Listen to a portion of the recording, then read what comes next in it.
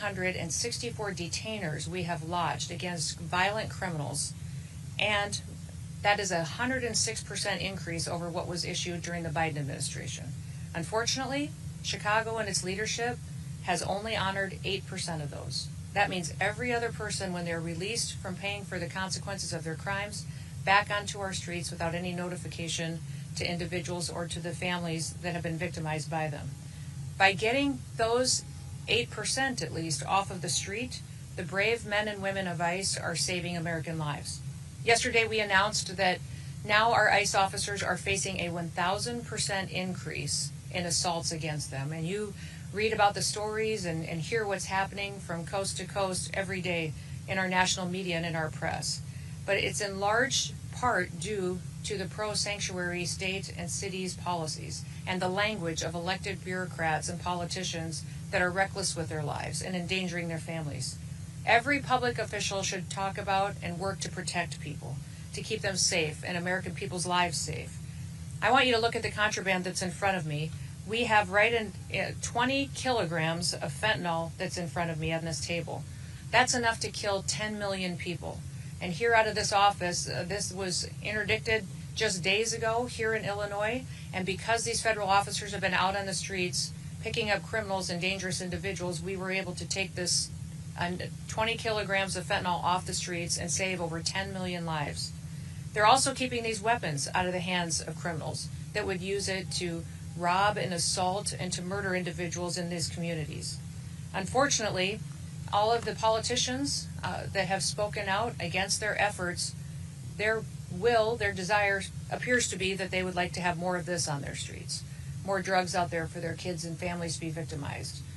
More guns out there committing crimes. That is not the work that we do in ICE. The work that we do is to protect people and make sure that we remove these weapons and drugs off of our streets and hold those criminals accountable who would go forward and continue to use that to harm individuals. I just want to ask you for three things today. Number one, I want to ask you to support your law enforcement officers. Have their backs. Every single individual that's out there that is noisy and attacking them right now is having an effect that's ratcheting up the rhetoric and distorting facts and not allowing the facts to get out of what the work that they're doing every day and what we've done to help victims get some justice for the harms that were perpetuated in their lives. Those of us that appreciate the work of our law enforcement officers, the fact that we're a country that doesn't pick winners and losers. We apply the law, and if we don't like the law, we should be going to Congress to change it. But that is what these law enforcement officers do, is they continue to uphold the law and make sure it applies equally to everybody.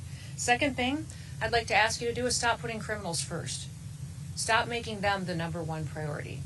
They are perpetuating harm on American citizens, and they need to be held accountable for it. And number three, I would ask that you think about the family members around you, the people you've spent your time with, the American citizens that live next door to you in your community.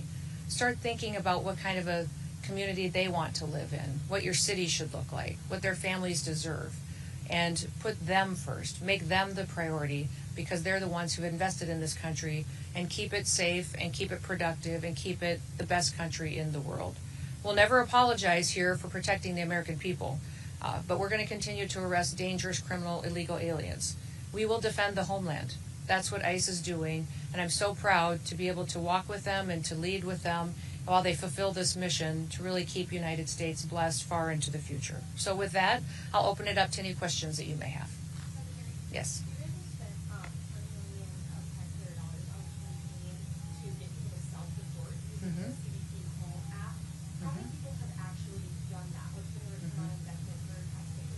Well, actually, the 20 million campaign was to send a message to people that if they were here in this country illegally, that they should go home on their own. If they wait until we arrest them and we have to remove them, they'll never get the chance to come back to the United States. So it wasn't just on the app, it was also encourage them to voluntarily go home. We know thousands and thousands of people have used the app, but we also know that hundreds of thousands of people have left on their own, not utilizing a government program to do so.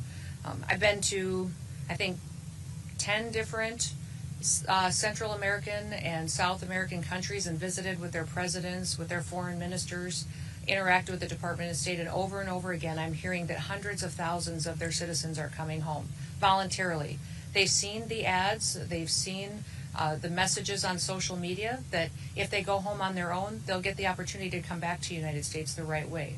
And so most of these countries as well are setting up programs to welcome their individuals home. They have housing loan programs that they're setting up. They're allowing them to have food assistance for several months. Several of the countries I've recently visited with are training individuals and workers to come home because their economy has a need for those individuals. So sending that message has been extremely helpful in making sure that people know that here we're going to enforce our laws and that there's a right way to come to this country. And you're going to be allowed to do that if you voluntarily leave. We can get it for you, but each specific country has given it to us along the way. But I would say we believe over 1 million people have gone home on their own. Since we have started this administration, yes. But we've arrested hundreds of thousands that have gone through our system. Yep.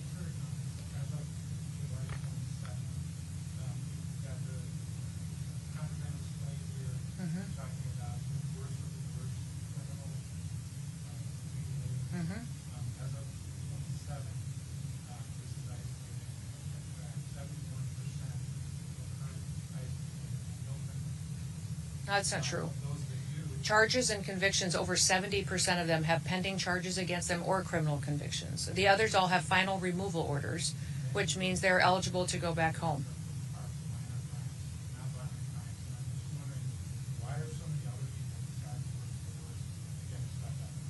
Nobody's getting swept up. We're running targeted enforcement operations across the country.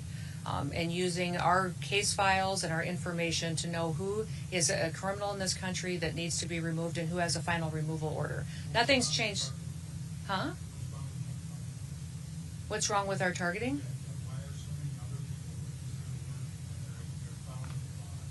Well, they're not following the law if they're here illegally. There's a right way to come to this country. And so,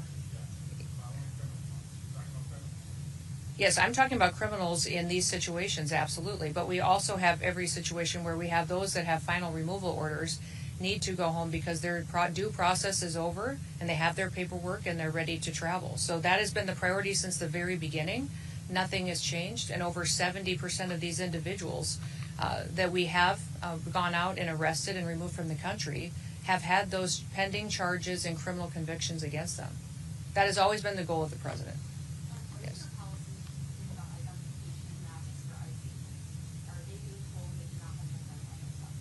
ICE is always wearing something that identifies them, who they are, and what operation they're out on.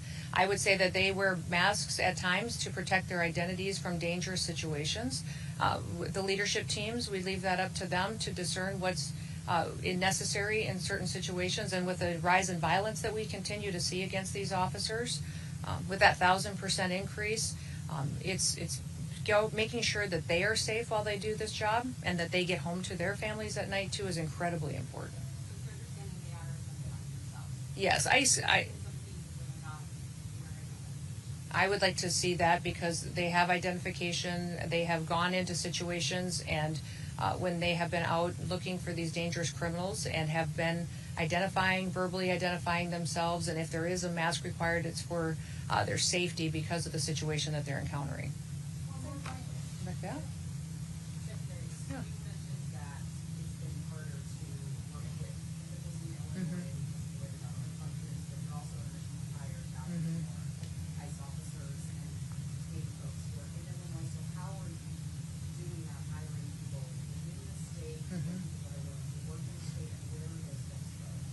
Yeah. Yeah, the response has been overwhelming. Part of the big, beautiful bill that President Trump advocated for allocated to us the resources to hire 10,000 new ICE officers. We have had that open for less than a week, and we have over 80,000 applicants for those jobs. So they're from all over the country. Some of them are retired ICE officers that want to come back now that they're going to be allowed to do their jobs. Some retired CBP or other federal officers. And then we also have a huge amount of interest of people who just want to have their backs and work alongside them. So what we're doing then is to get them trained up as soon as possible. We'll be training them through our federal academy, but we're also going to stand up some pilot areas of where people can home have signed up and have offers from the federal government, we may do a training right here closer to home so they're not away from their families for so long. So that's being worked out as we see where the final offers are coming from. Yeah, yeah. Yeah, it'll be within weeks because we're going to give them credit for what they already know. What if they're former law enforcement, they already have training and certifications that we will honor and look at. They'll still go through testing. They'll still go through drug testing and physical tests and all of that. But we want to make sure that it's an expedited, where we check the box if they have the experience, then it helps us not keep them stalled out in an academy for weeks at a time. Sure. How ICE operations have been impeded by sanctuary city policies, if they have, and do you feel like you're still on target to reach the amount of arrests that you would like in those sanctuary areas? Well, the lack of information sharing is hard. I would say anybody who serves in law enforcement would say they're used to partners. They're used to being able to call up a local law enforcement officer, a sheriff, a highway patrol officer, and say, hey, do you have any information on this individual that is a murderer that's been cited in your city? That's not happening in Illinois. And when we're calling on those most dangerous individuals, when they're being released from your prisons, they're not even letting us know, not honoring our detainers. When we lodge a detainer against someone, it's when you let that person out of jail who's been paying the consequences, let us know so that we can pick them up and get them out of the country. Illinois is not partnering with us on that, which is very, very difficult when we know that those dangerous criminals are going to run free. And many times we go into situations where we don't necessarily have the law enforcement to play a backup role. There are times where we bring more individuals in, more federal officers, because we believe we need to do that for security reasons. So we have great partnerships across the country, over 800 of them, with state and local law enforcement in other states. We wish we had that here. We wish we could build those partnerships. We're gonna keep plugging away, and for us, it's about getting dangerous people off the streets. So our target is to get dangerous people off the streets. Last question back there.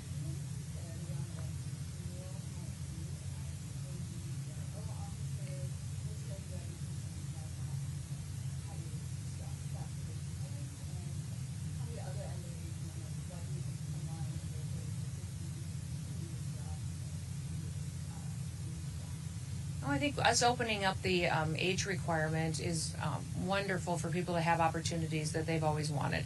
So many people were forced to retire from law enforcement at a young age because of that arbitrary deadline, and now they'll be able to come back and serve a few more years if they'd like to, provide for their families, and then help on the mission of making America safe again. 18-year-olds can come and sign up and help us with processing and paperwork while they train and they get the experience. They can walk alongside our officers. They will all be as fully trained as any full-time officer before they're put in a situation that might require more of them. So we want everybody to be at the same level of skill set and knowledge when they're out doing an enforcement role out on the job. Anything else? Yes. I don't expect you to know the details of every specific case, so I wanted to give you a little context that calls for a broader answer on the question. About 4 months ago, I publicized the arrest of 2 men that be responsible for a mass shooting in Chicago. Your agency named them, and they got a lot of coverage. However, they have still not been charged in that mass shooting. So my question is whether if people sent to prison in El Salvador or 2 men accused here in Chicago of a mass shooting, is it responsible for ICE to publicly accuse people of violent crimes before they've been charged? Well, we follow cases and prosecute cases and turn them over for prosecution just like any other law enforcement agency does. So when we sweep up somebody who's committed an act of violence like that and turn it over, that is public information that is out there. And people need to know who is perpetuating these crimes, and we continue building cases then on who they're affiliated with. Is there further dangers? Our investigators are some of the best in the country that are out there making sure that not only is that person now incarcerated, but who were they affiliated with that could be another danger that we need to continue to look at. So even if they haven't been officially charged? I would say we follow the exact same process every federal agency does, every state agency does for law enforcement. So we have not changed our methods or how we handle cases or how we even communicate about them than we have since the very beginning, or how the Biden administration did, or the Obama administration. We do it exactly the same. What I wish is you guys would talk about the victims more. How many people were shot in that mass shooting? How many people were victimized? How are their families doing? You all spend so much time talking about the poor justice for these criminals that are harming individuals every single day, and you don't even think twice to go talk to a mom who's now lived for a year and a half without her daughter. Go talk to somebody and see how they're doing, trying to get their kids to school, not sure if they're safe. So I would encourage you to remember that there's always victims in these situations, and many times you're focusing on the one who made them a victim. Thank you. You guys have a good day.